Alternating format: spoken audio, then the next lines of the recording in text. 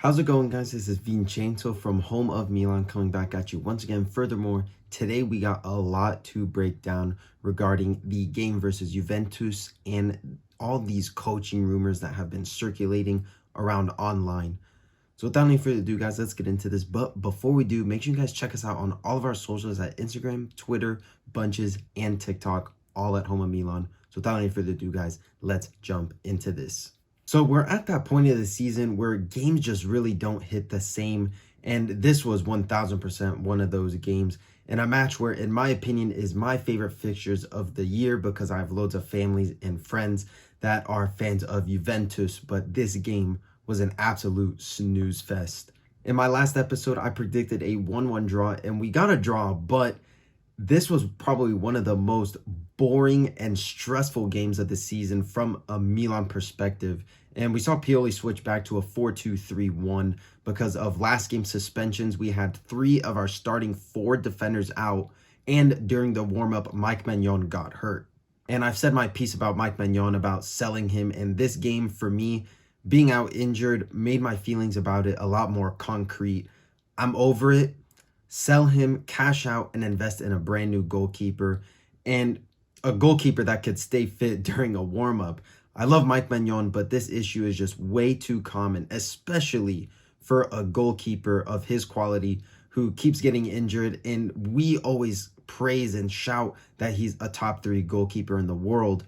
But if you're a top 3 goalkeeper in the world, you should not be getting this much injured. Moving on to the actual game, the whole time it was just a Juventus domination.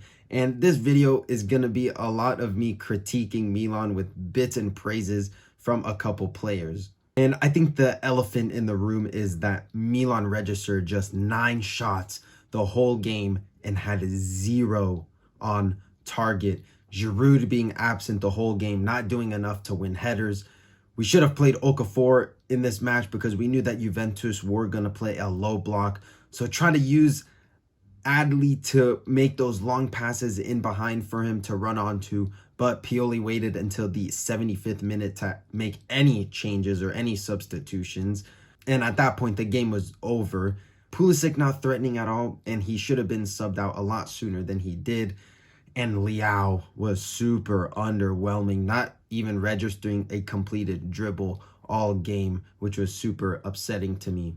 And we made this Juventus team, who is arguably the worst Juventus team of the past decade, look like they just won the Scudetto. And they were a threat the whole game, and they had our backs against the wall the whole time and shut us down with every half chance we could create. And this is the section in the video where I do give my praises to 2 players specifically, Marco Sportiello and Malick Thiaw. These 2 saved us from an absolute embarrassment. I was talking to my compadre, and he's a Juventus supporter, and I said that if Mike Maignan was in the net, I feel like we would have lost this game. Sportiello saving absolutely everything, double saves, close-up reaction saves, you name it, and he did it. And Malick Thiaw, who's been receiving many criticisms from myself and others online, who was rumored to a move to Real Madrid, and it looked like he was playing for Real Madrid, stopping a lot of threatening opportunities and even clearing a ball off of the line. He was absolutely phenomenal this game. So I want to tip my hat to him for a great performance, and hopefully that we could see this Thiaw for the rest of the season to evaluate his future and what it's going to look like. He's still so young and has so much potential within him. And during the 60th minute, Juventus started to make substitutions, and we saw Chiesa come in and make our lives an absolute living hell. And from minute 1, when he stepped onto the pitch, and I would say from that last 30 minutes, Juventus, even when we were on the attack, we resulted into doing the same exact thing. Vertical passes, crossing balls into the box, and by doing this, it made us so predictable and so one-dimensional. Juventus already knew what we were going to do, even when we didn't even have the ball.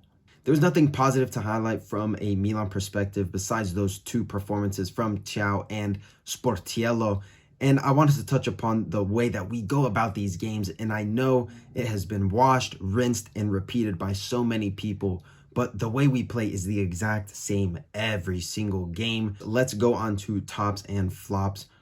For top, hands down, it's obviously between 2 players, Sportiello and Thiaw, but I'm going to go with Thiaw for the reasons I said previously.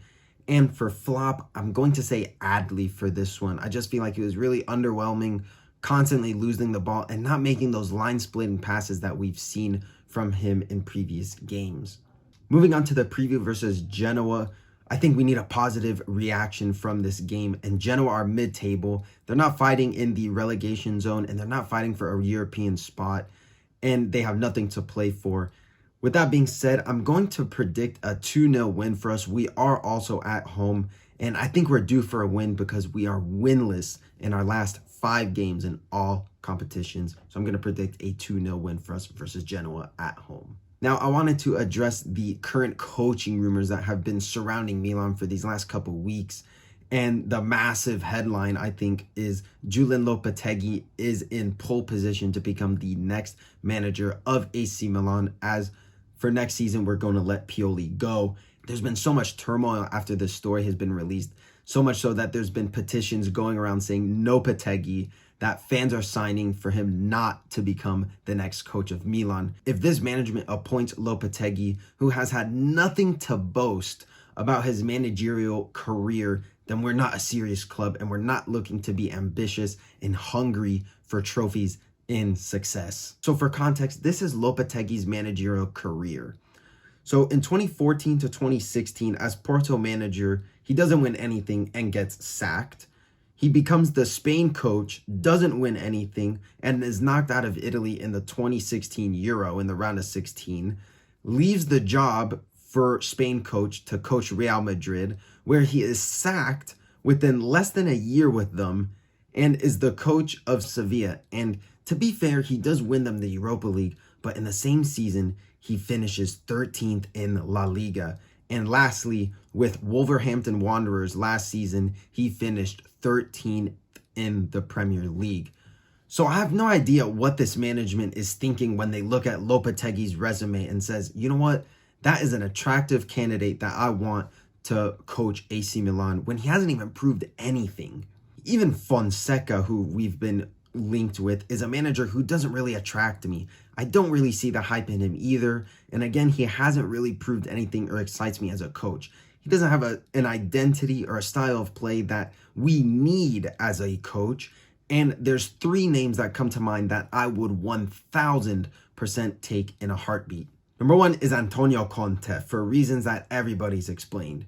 He has experience in Italy. He's won multiple league titles in Italy and abroad, and he has an effective style of play that could get the best out of our players.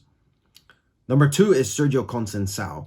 He's won multiple league titles with Porto, constantly challenging in the Champions League, and has always been a threat to teams when he plays against them, and has developed some of Europe's best talent, and has experience in Italy playing as a player. And I'm torn between these 2 options here that aren't 100% proven as top coaches and haven't really coached at the top level, but there's been glimpses of positive styles of play with these 2, and that's Roberto Di Zerbi, who I think with a better squad can turn any team into greatness. We've seen what he can do with Sassuolo and with Brighton, with new and innovative styles going into every game. And the last name I'm going to mention here is Francesco Farioli, coach of Nice in Ligue 1, who I mentioned very early in the season, and I gave my praises to him earlier, but he's currently in 5th place with Nice in Ligue 1, but he has the best defense in the league,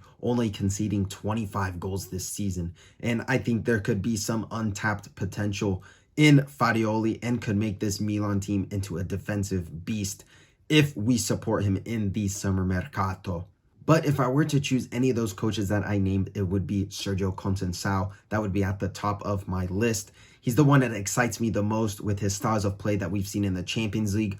Also, we know that first-hand experience when we played Porto in the Champions League, and his development of players that we've seen like an Andre Silva, who we signed, Luis Diaz going to Liverpool, who's been absolutely sensational, and Galeno this season for Porto has been great, and also Ivan Nielsen, who's been great for Porto as well. So let me know who you guys would want as a Milan coach, whether it's the names that I mentioned below or it's someone that you have on your mind.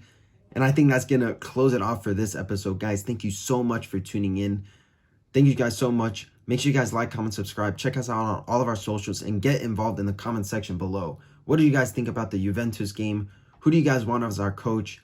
And thank you guys so much for tuning in, and I'll see you guys in the next video. Ciao ragazzi.